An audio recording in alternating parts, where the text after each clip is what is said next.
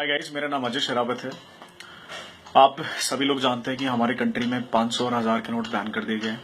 8 नवंबर को मोदी जी के खुद के भाषण के बाद जब ये नोट बैन हो गए तो मैं वेट कर रहा था कि कुछ लोग नई नई तरह की थ्योरीज निकालेंगे, बिकॉज पहली बार करप्शन को खत्म करने के लिए एक पहली बार ऐसा प्राइम मिनिस्टर आया जिसने इतना सख्त स्टेप लिया है।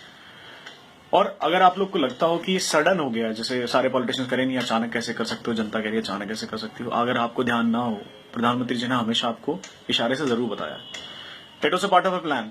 ये कभी भी आपके लिए अचानक नहीं था। आपके आधार कार्ड बनाना अचानक नहीं हुआ। आधार कार्ड के बाद जनधन योजना चलाना, जिसमें आपके बैंक अकाउंट खोले गए, आपकी चीजों को पेपरलेस किया गया, वो अचानक नहीं हुआ। सब्सिडीज के पैसे अकाउंट्स में जाना, एलपीजी के सब्सिडी के पैसे अकाउंट्स में जाना, वो अचानक नहीं हुआ। एग्रीकल्चर की सब्सिडी के पैसे अकाउंट्स में जाना, वो अचानक नहीं हुआ। It was a part of a plan. पहले आधार कार्ड, फिर जनधन, फिर आपकी जनधन के बाद आपके सब्सिडीज को भेजना, आपको पहले बैंकिंग से कनेक्ट किया गया। लेकिन फिर भी बिकॉज मेरा कंट्री कभी से आलसपने में जूझता रहा है, तो बहुत सारे मेरे महानुभावों ने, बहुत सारे लाखों लोगों ने बैंक अकाउंट तब भी नहीं खुलवाए। 1 रुपए की कॉस्ट पर बैंक अकाउंट खुल रहा था, लेकिन लोगों ने बैंक अकाउंट तब भी नहीं खुलवाए। बार बार बोलते बोलते मोदी जी थक गए, आधार कार्ड बनवा लो, जनधन योजना के तहत बैंक अकाउंट खुलवा लो, खुलवा लो, खुलवा लो, कोई सुनने को तैयार नहीं था।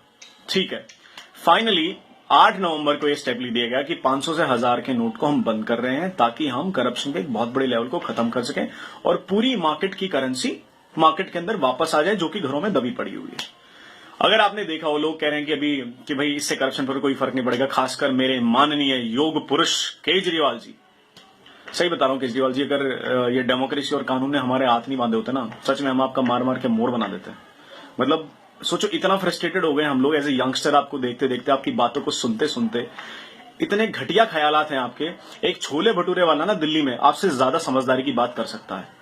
और कौन लोग? क्यों? क्योंकि मोदी जी ने आपके करप्शन का एजेंडा छीन लिया है। आप आए थे ना करप्शन का एजेंडा लेके, क्योंकि आज मोदी जी ने करप्शन का एजेंडा ले लिया, तो आप सोच रहे हो कि मैं इलेक्शन किस ब्याह पर लड़ूंगा।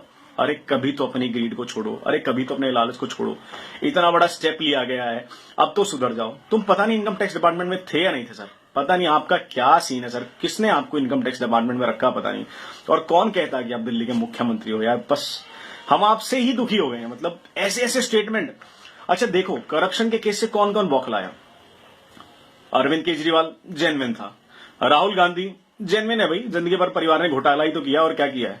कौन कौन अगेंस्ट खड़े हैं? मुलायम सिंह यादव मुलायम सिंह यादव को आप ऑनेस्ट लीडर मानते हो? लालू प्रसाद यादव, उसका जो फॉर्डर घोटाले में तो खुद जेल से छूटा, उसको आप ऑनेस्ट लीडर मानते हो? मायावती, नोटों की माला पहनने वाली ऐसे लीडर। ऑपोजिशन में कौन कौन है? ममता बनर्जी, जिसने खुद कलकत्ता का भट्टा बिठा दिया। एक बार ये देखो कि कौन लोग अपोज कर रहे हैं इस डिसीजन को। दोस्तों समझो, इन नेताओं के चंगुल में मत आओ, ये चीज को देखो। हाँ, सब परेशान है, मैं भी परेशान हूं, मेरे पास भी 150 रुपए थे, 3-4 दिन से ऐसे ही घूम रहा हूं, मैं एटीएम तक एक्सेस नहीं कर पाया हूं। कहीं ना कहीं तक 130 करोड़ को देश को मैनेज करने के लिए मैनेजमेंट उतनी ज्यादा नहीं थी बैंक के पास। लेकिन हाँ, अभी बैंक ने कुछ मेजर स्टेप लिए हैं, जिसके तहत उन्होंने मोबाइल बैंक चलाने के लिए कहा है, मोबाइल एटीएम चलाने के लिए कहा है। मतलब आपके गांव में, आपके आसपास में अगर 6 एटीएम थे, अब मोबाइल एटीएम के थ्रू 10 वैन और खड़ी हो जाएंगी, तो आपके पास वहां 10-12 एटीएम और एक्स्ट्रा होंगे, और बैंक भी शुरू हो जाएंगे। आप थोड़ा सा साहस रखो।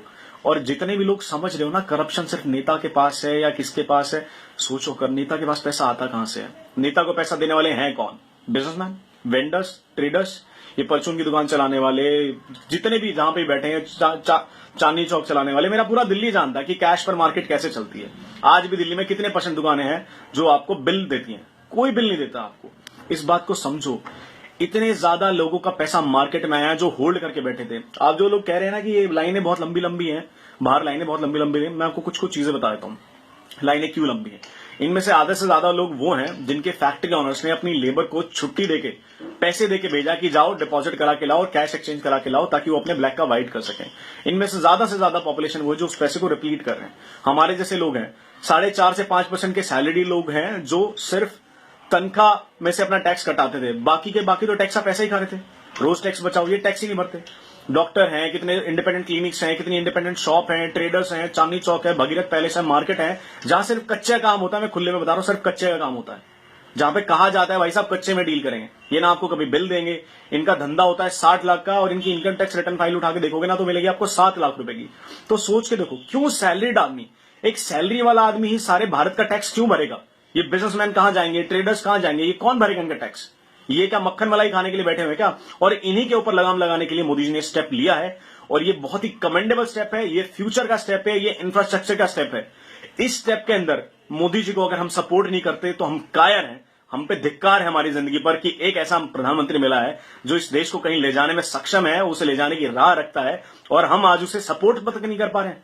कल आर्मी की बात जब आई तो इंटरनेट फ्लडेड था कि हम आर्मी के साथ हैं, ये हैं, सपोर्ट है। अरे इंटरनल वॉर छेड़ लो तुम, बाहर तो आर्मी बहुत अच्छी है, जो अंदर की वॉर छिड़ी है ना, मैं इससे लड़ाई लड़नी है।